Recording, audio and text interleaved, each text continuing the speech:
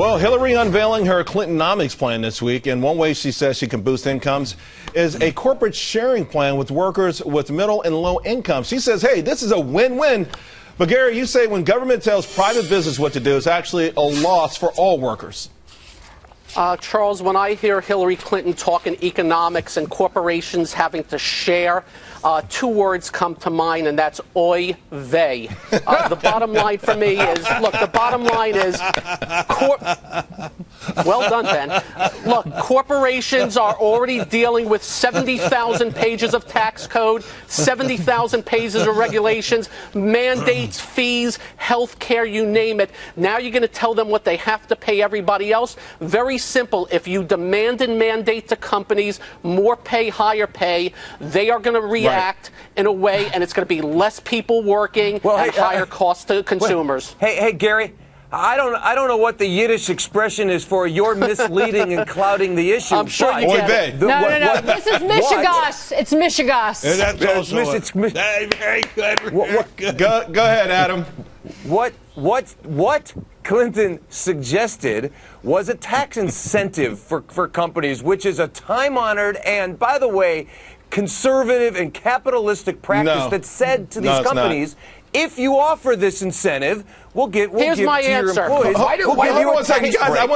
not mandating. We're not telling anyone what to do. Well, it's just a suggestion that ultimately does become a mandate. Ben, I think of 4 words: head for the hills, Katie bar the door, whatever you want. When you start talking about government telling businesses how to pay their workers, to me, it's scary. It's a red flag. Well, it is a little bit scary, and I think we're going to have problems, and especially in my beloved L.A., with raising the minimum wage so high that it's going to drive the garment manufacturers out of town. But the idea of mandating some profit sharing, to me, is not a bad idea. It's going to teach people to care about profits, teach them in corporations are a good thing, and that they should want to get in on it as much as they can by buying stock beyond whatever is mandated by the government. I saw this as a kind suggestion from Hillary Clinton about, I'm suggesting that you share your profits, because if you don't, then I'm going to come in and I'm going to share them for you. Yeah, I'll show you how to share. The problem with their whole approach that was exemplified in that speech is that it was so obtuse. You couldn't really understand what she was really saying, how it would be paid, how exactly would this work. Hillary Clinton right now is running the most fatuous campaign out there. I mean, you have a bunch of Republicans who are actually like laying out some decent stuff. You got Donald Trump, who's going nuts, and you have Hillary Clinton, who is essentially saying nada. Well, here's what I think Hillary Clinton is saying. Corporations are greedy. You've got profits at all-time highs, and you are the reason why the average American's not making it. Is another regurgitation of the war on capitalism, the war on Wall Street, and the war on corporate profits. And guess what? This welfare utopia that they built, the only place you can fund it now is through the corporate balance sheet. So it might sound like it's a suggestion now, but I think if she gets in office, it's going to be in order.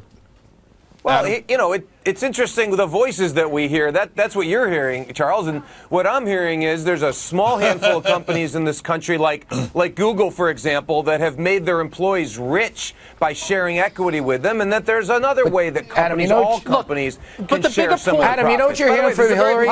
Charles. Adam, you know what you're hearing from Hillary? This is a very popular technique. Adam, you're hearing Let him finish. Let Adam finish. Go ahead, Adam. All I'm saying is this is a very popular technique throughout corporate America. Think about what we have here. We have someone. I'm going to give you a tax incentive to do it. Okay, think about what we have. We have someone who wants to be taken very serious as a presidential candidate, lays out a major economic speech, and comes up with these. But you know what, though? Hold on a second, Charlie, because I think that works. It's worked in the last election, Gary Kay. I mean, it's all about politics of envy and populism. The idea that these corporations aren't sharing the wealth, Gary Kay.